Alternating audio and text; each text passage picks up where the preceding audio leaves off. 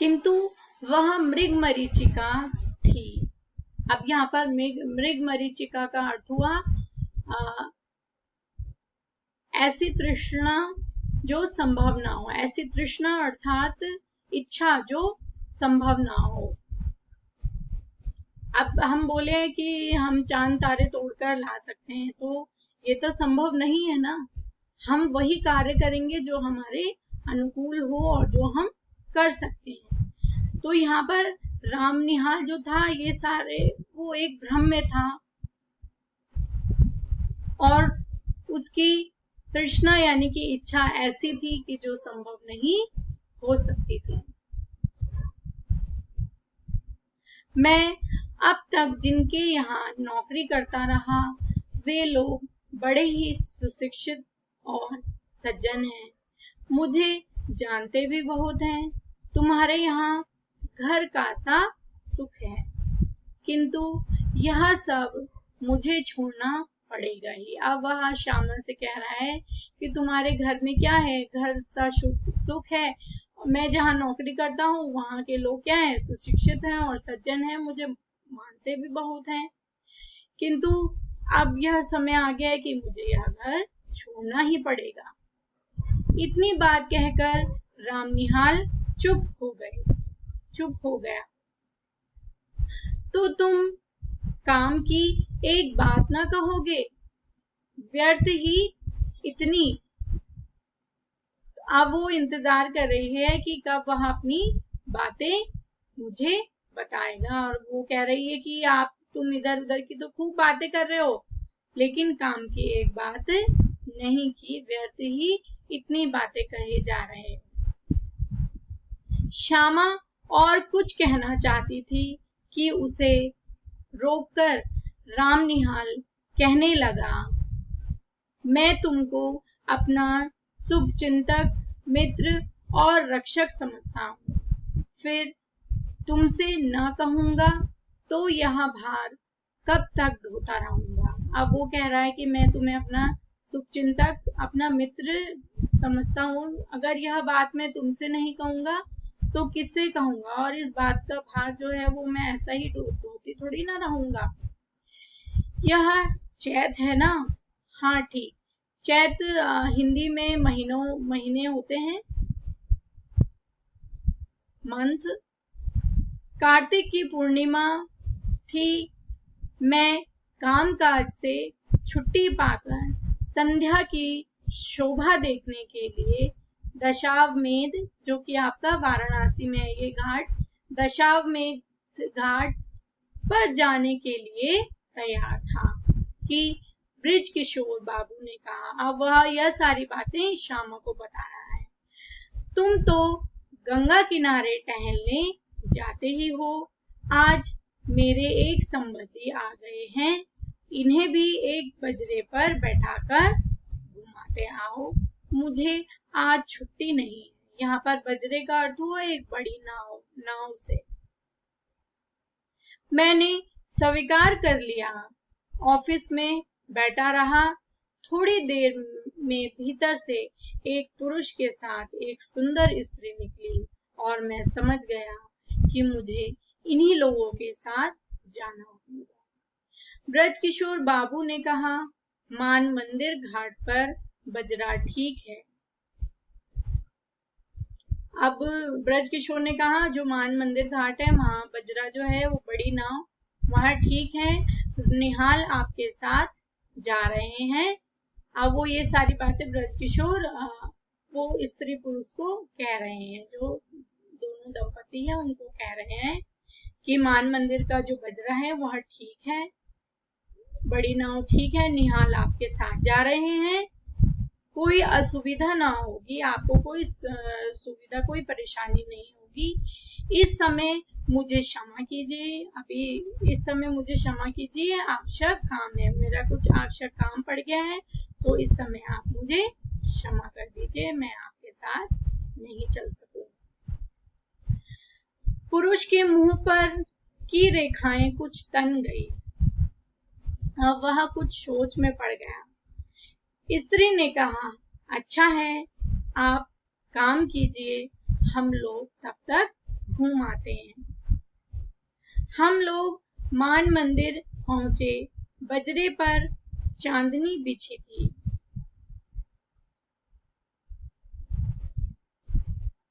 अर्थात उस समय रात्रि हो गई थी और जो वहां पर प्रकाश था वो चांदनी, वो जो लाइट थी वो बजरे पर यानी नाव पर पड़ रही थी। पुरुष अर्थात मोहन बाबू और जाकर ऊपर बैठ गए। मोहन बाबू हैं वो ऊपर जाकर बैठ गए। पैड़ी लगी थी। मनोरमा, अब यहाँ पर स्त्री का जिक्र हुआ तो मनोरमा स्त्री के जिनका जिक्र किया जा रहा है वो मनोरमा है। मनोरमा को चढ़ने में जैसे डर लग रहा था। मैं बजरे के कोने में खड़ी थी। पैड़ी अर्थात एक रस्सी सी जिसको पकड़ के वह नाव में चढ़ सकती, पर वह उसे पकड़ने में डर रही थी।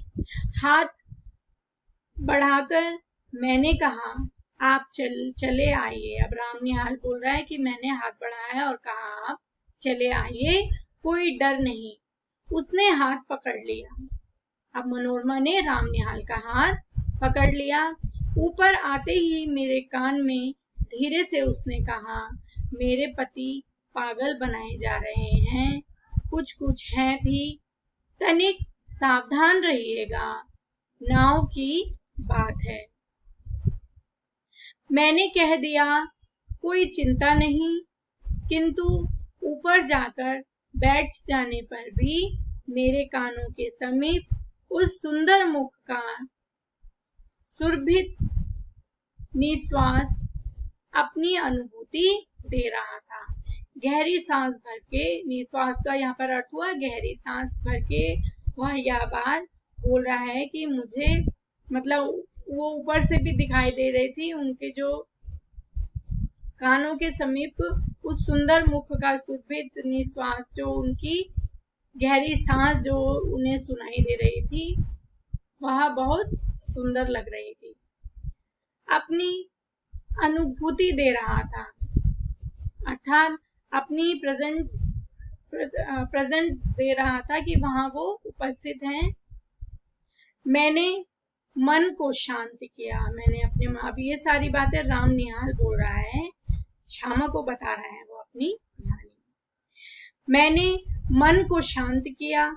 चांदनी निकल आई थी। अब अंधेरा हो गया था, चांदनी निकल आई। घाट पर आकाश दीप जल रहे थे। अब घाट पर आकाश दीप जल रहे थे और गंगा की धारा में भी छोटे छोटे दीपक बहते हुए दिखाई देते थे। और जो गंगा के घाट में छोटे छोटे दीपक वहां जले हुए थे वो बहते हुए दिखाई दे रहे थे।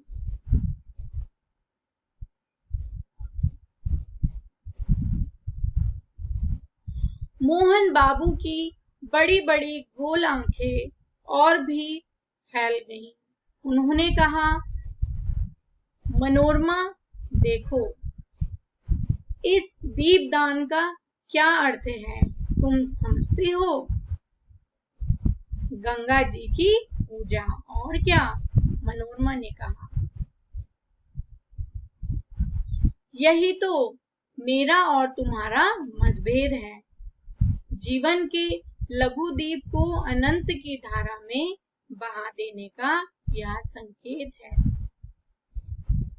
आहा, कितनी सुंदर कल्पना, कहकर मोहन बाबू जैसे उच्छ्वसित हो उठे। अब ये सारी बातें ये कल्पना करते हुए वह उच्छ्वसित, वो प्रसन्नचित्त हो उठे। उनकी शारीरिक चेतना मानसिक अनुभूति से मिलकर उत्तेजित हो उठी। अब जो उनकी शारीरिक चेतना थी वह ये बात कहते हुए, उनकी जो मानसिक अनुभूति थी, वो जो अपने मन में महसूस कर रहे थे, अपने दिमाग में महसूस कर रहे थे, जो अनुभूति थी उस वो मिलकर एक उत्तेजित हो उठे। वो इतने उत्तेजित हो उठे।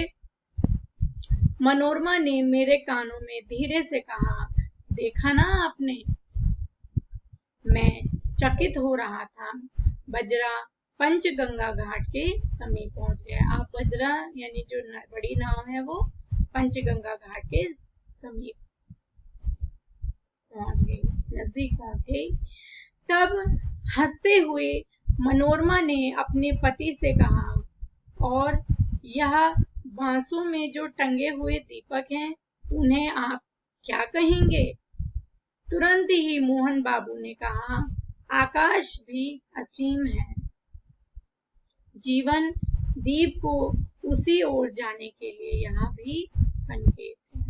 अब वो बोल रहे हैं आकाश भी असीम है, यानी आकाश में जितने तारे हैं वो भी तो एक प्रकाश है, चांदनी है। तो जीवन दीप जो है, जो मनुष्य का जो जीवन है, को उसी ओर जाने के लिए यह भी संकेत है कि हर मनुष्य को का क्या है कि हम बोलते हैं ना कि वहां जाके तारे बन जाते हैं। इस तरह से छोटे बच्चों को इस तरह से बहलाया जाता है, बताया जाता है। तो वो इसी तरह से वो बोला है कि जो मनुष्य भी क्या है, जो वो बांस में टंगे हुए दीपक हैं, वो उस तरफ इशारा कर रहे हैं कि हमें भी उस तरफ जाना है, उस ओर जाने का इशारा कर रहे हैं। फिर हाँफते हुए उन्होंने कहना आरंभ किया, तुम लोगों ने मुझे पागल समझ लिया है। मैं यह जानता हूँ, ओह संसार की विश्वासघात की ठोकरों ने मेरे हृदय को विक्षिप्त बना दिया है। अब वो हाँफते हाँफते बोलता है कि तुम लोग मुझे क्या पागल समझ रहे हो? मैं यह जानता हूँ, संसार की विश्वासघात, कितना ये धोखा है, संसार की बातों में इतना धोखा है, और इन ठोकरों से मेरा हृदय जो क्या है, विक्षिप्त हो गया है। मेरा हृदय बहुत परेशान हो गया है, मैं बहुत परेशान सा हो गया हूँ। मुझे उससे विमुख कर दिया। विमुख यानी कि मोड़ दिया एक तरह से। किसी ने मेरे मानसिक विप्लवों में मुझे सहायता नहीं दी। जो मेरे मन में विचार चलते हैं, उनमें किसी ने मेरी सहायता नहीं की है। जो मैं कहता हूँ उसमें मेरी बात से कोई सहमत नहीं होता है। तो इसी झुंझलाहट में वो ये सारी बातें कहता है।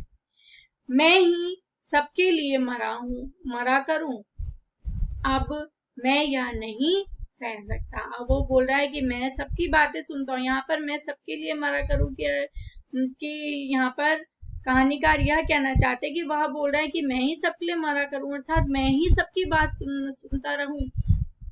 अब मैं यह नहीं सह सकता, मैं इस चीज को नहीं सह सकता कि मैं ही सबकी बातें सुनता रहूं। मुझे अकपट प्यार की आवश्यकता है। मुझे ऐसे प्यार की आवश्यकता है जिसमें कोई छल ना हो, निष्कपट प्यार हो। अकपट जो जिसमें छलावा हो, ऐसे प्यार की मुझे आवश्यकता नहीं है। जीवन में वह कभी नहीं मिला। तुमने भी मनोरमा, तुमने भी मुझे। अब वह कह रहा है जीवन में यह प्यार मुझे कहीं नहीं मिला, और आज तुम भी मनोरमा, तुम भी इस तरह से मेरे साथ व्यवहार कर रही हो। मनोरमा घबरा उठी। उसने कहा, चुप रहिए, आपकी तबीयत बिगड़ रही है, शांत हो जाइए। अब वह इतना उत्तेजित हो गया, उसे गुस्सा आ गया।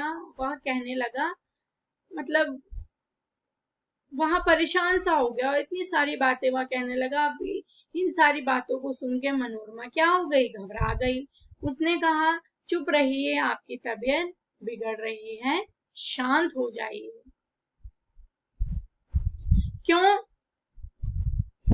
क्यों शांत हो जाऊं? राम निहाल को देखकर चुप रहूं? वह जान जाए, इसमें मुझे कोई भय नहीं। अब वो कह रहा है कि मैं क्यों चुप रहूं? अगर राम निहाल भी देख रहा है तो उसे देखने दो। तुम लोग छिपाकर सत्य को छलना क्यों बनाती हो? जो सत्य बात है उसको कहने में कोई बुराई नहीं है, तुम उसको छिपा क्यों रही हो? मोहन बाबू के श्वासों की गति तीव्र हो उठी। अब उसकी सांस बहुत तेज चलने लगी। मनोरमा ने हताश भाव से मेरी ओर देखा। वह इतनी हताश हो गई, निराश हो गई, और उसने मेरे मुंह में देखा। वह चांदनी रात में विशुद्ध प्रतिमा सी निश्चेष्ट हो रही थी।